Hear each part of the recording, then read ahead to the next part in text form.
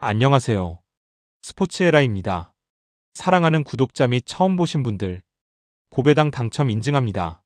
실력으로 보여드렸고 어디 누구보다 정확한 정보와 조합으로 매일 무료로 공유해드렸습니다.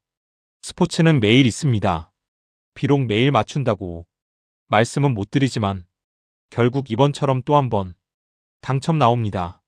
조합은 매일 무료로 공유해드리니 함께 당첨되어 우리은행 같이 갑시다.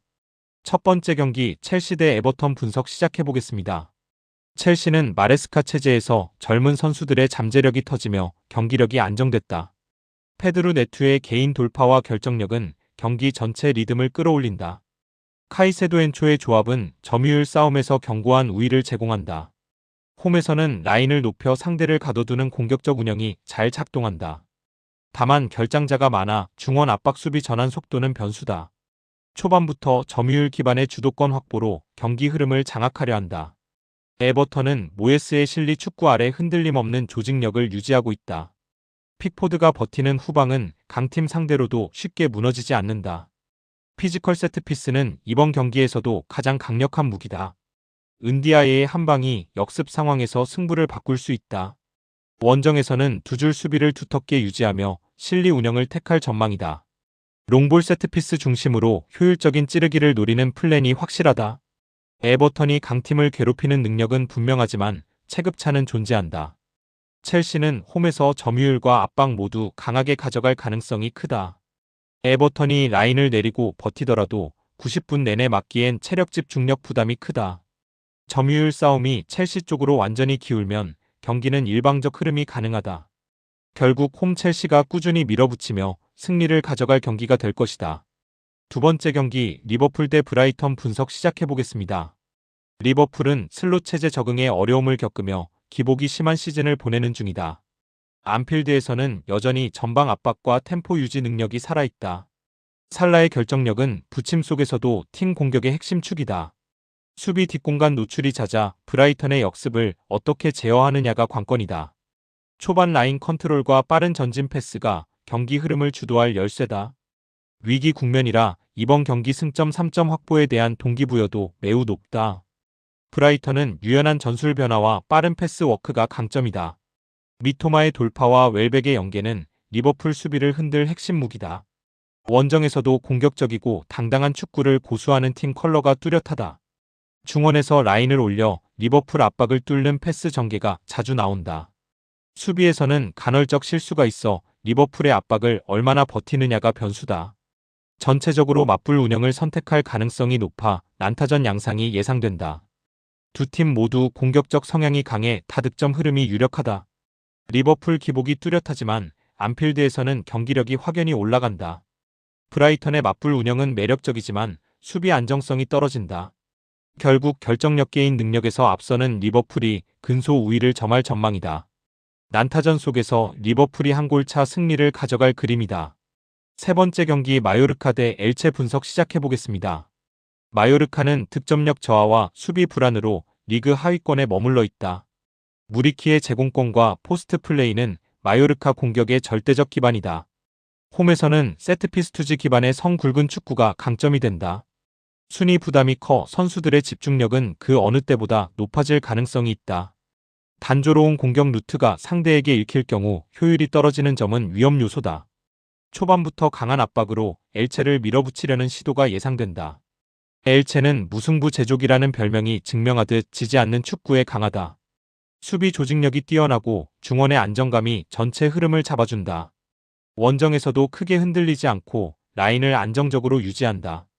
득점력은 뛰어나지 않지만 전개가 간결하고 결정적인 순간 효율이 좋다. 마요르카의 조급함을 역이용하는 카운터가 핵심 전략이 될 것이다. 프랭 기준에서는 항상 높은 신뢰도를 보여준다. 두 팀 모두 다득점보다 수비 우선의 신중한 경기 운영을 선호한다. 마요르카는 절박하지만 공격 효율이 떨어지는 것이 계속 발목을 잡는다. 엘체는 버티기 균형 유지 능력에서 확실한 우위를 갖는다. 무리키 중심 고공 폭격도 엘체가 어느 정도 대비할 수 있는 그림이다. 접전 속에서 승부가 갈리지 않는 흐름이 가장 현실적이다. 네 번째 경기 바르셀로나 대 오사수나 분석 시작해보겠습니다. 바르셀로나는 플릭 체제에서 완성형 공격 축구를 선보이며 1위를 질주 중이다. 리모델링된 캄 노우에서는 점유율 압박 결정력 모두 리그 최고다. 야말의 창의적인 드리블과 레반도프스키의 마무리는 위협적이다. 페드리의 조율이 들어가면 경기 템포 자체가 완전히 바르사 중심으로 맞춰진다.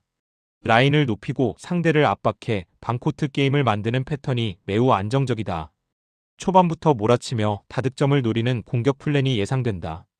오사수나는 투지 넘치는 팀이지만 원정에서는 수비가 쉽게 흔들린다. 500 기반의 텐백 수비로 버티는 것이 현실적인 선택이다. 부디미르의 제공권과 연계가 공격의 거의 유일한 희망이다. 세트피스 역습 한 방 외에는 득점 기대치가 높지 않다. 캄 노우 원정에서는 대부분이 수비 시간이며 주도권을 가져오기 어렵다. 승점 1점만 따내도 성공이라는 운영이 분명한 경기다. 전력 포몸 변수까지 포함하면 격차가 매우 큰 매치업이다. 오사수나가 초반엔 버티더라도 후반까지 견디긴 어려워 보인다. 바르사의 높은 점유율과 전방 압박은 오사수나의 지속적인 부담이 된다. 시간이 흐를수록 경기 흐름은 더 크게 바르사로 기울 전망이다. 바르셀로나가 무난하게 승리를 챙길 그림이다. 5번째 경기 아스날 대 울버햄튼 분석 시작해보겠습니다. 아스널은 아르테타 체제에서 가장 안정적인 구조를 갖춘 시즌을 보내는 중이다. 공격 템포점 유율 전진 패스 모두 리그 최고 수준의 효율을 자랑한다. 사카트로사르의 측면 파괴력은 내려앉는 팀 상대로 매우 효과적이다. 선제골을 빠르게 넣어 경기 흐름을 조기에 잡는 패턴이 뚜렷하다. 중원 결장 이슈가 있지만 전체 전력 완성도가 워낙 높다. 홈에서는 상대를 철저히 가두는 방코트 경기 양상이 자주 나온다. 울버햄튼은 올 시즌 내내 수비 붕괴와 전술 완성도 부재에 시달린다. 503이들 형태의 극단적 수비가 사실상 유일한 선택지다. 역습 속도도 떨어져 공격에서 기대할 수 있는 옵션이 많지 않다. 선수단 분위기 자신감 모두 최악이라 버티는 축구 외엔 답이 없다. 아스널의 템포를 막기 위해서는 6탄 방어가 반복될 전망이다. 결장자도 많아 전력상으로는 버티기조차 쉽지 않은 환경이다. 이변 가능성이 극히 낮은 경기다. 아스널은 전력 포몽 경기력 모두에서 압도적인 우위를 가진다. 울버햄튼은 90분 동안 정신없이 밀릴 가능성이 크다. 전술적 대안도 부족해 경기 흐름이 일방적으로 흘러갈 수 있다.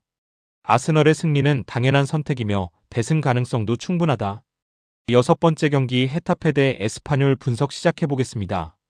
헤타페는 보르달라스 특유의 거친 압박과 강한 피지컬을 앞세운다. 홍 콜리세움은 라리가에서 가장 까다로운 원정 중 하나다. 마요랄의 마무리 능력이 팀 공격의 확실한 플랜이다. 경기를 진흙탕으로 끌고 가 상대 템포를 깨뜨리는 데 능하다. 중원에서 루이스 미아의 조율이 안정적으로 팀을 이끈다. 세트피스 역습 한 방을 중심으로 현실적 운영을 펼칠 것이다. 에스파뇰은 공수 밸런스가 안정적이며 상위권 경쟁을 이어가고 있다. 푸아도의 침투 결정력은 헤타페 밀집 수비를 흔들 가장 강한 무기다. 드미트로비치의 선방은 승점 견인 요소로 매우 크다. 이선의 페레 밀라 엑스포지토도 공격 전개의 기여도가 높다. 빠른 템포 전환으로 헤타페의 압박을 넘겨 역습을 노릴 전망이다. 다만 거친 경기 양상에 말릴 경우 리듬 유지가 어려울 수 있다. 스타일 충돌이 분명한 매치업이다. 헤타페는 템포를 낮추고 파울 압박으로 경기 흐름을 끊으려 할 것이다. 에스파뇰은 기술적으로 앞서지만 콜리세움 원정은 항상 까다롭다. 저득점 기반의 타이트한 승부가 예상된다. 근소하게 홈팀 헤타페가 승리를 가져갈 가능성이 높다.